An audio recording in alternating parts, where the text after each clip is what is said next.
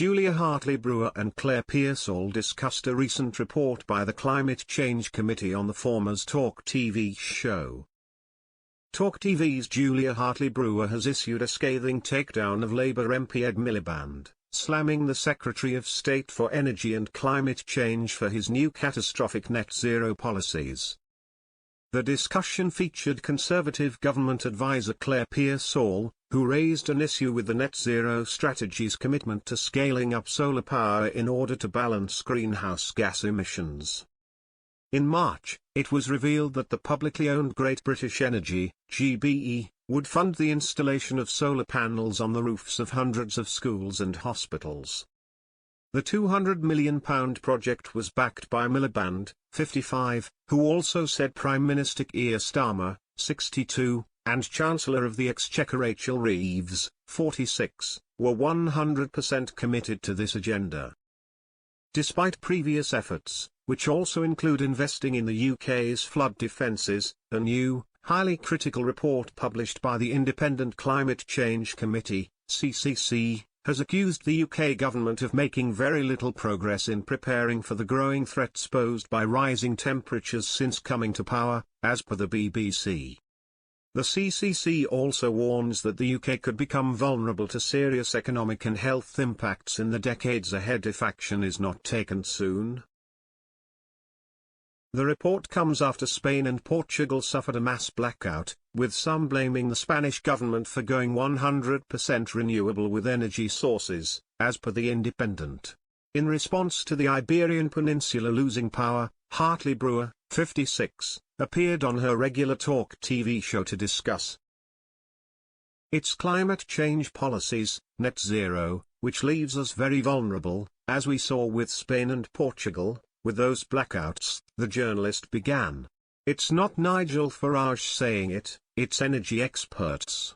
Most likely cause was a problem with the intermittent burst of energy from solar farms.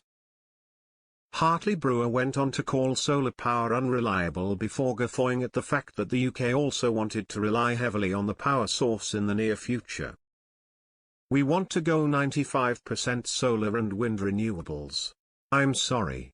The biggest risk to this country is net zero, she told Pearsall, who then remarked that wind turbines are often shut down in high winds for safety reasons. Ed Miliband says he's in favour of this solar energy, as well, Hartley Brewer continued. And Tony Blair talked about it. The Climate Change Committee has been very clear, they put it in black and white. We are talking about major impacts on our lifestyle. People simply won't put up with it. It doesn't survive an election when people know the reality. She went on to say that when policies, such as reducing air travel and our meat intake, near their targets, the government will soon realise they are catastrophic when it comes to courting public support. Yesterday, April 30, the UK government defended its net zero policies after former Prime Minister Sir Tony Blair claimed limiting fossil fuels and favouring renewable energy sources was doomed to fail and a new approach was needed.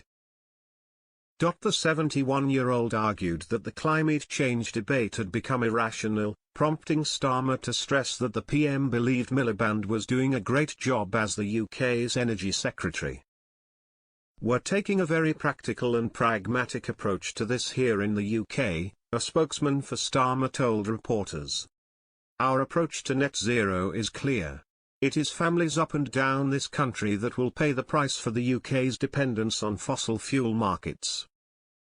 Blair has since been accused of handing talking points to the Conservatives and Reform UK after his comments were published in a report from the Tony Blair Institute for Global Change, TBI. A senior Labour MP told The Guardian, "It's maddening. Blair parachutes in, and is handing talking points to the Tories and Reform on a silver platter.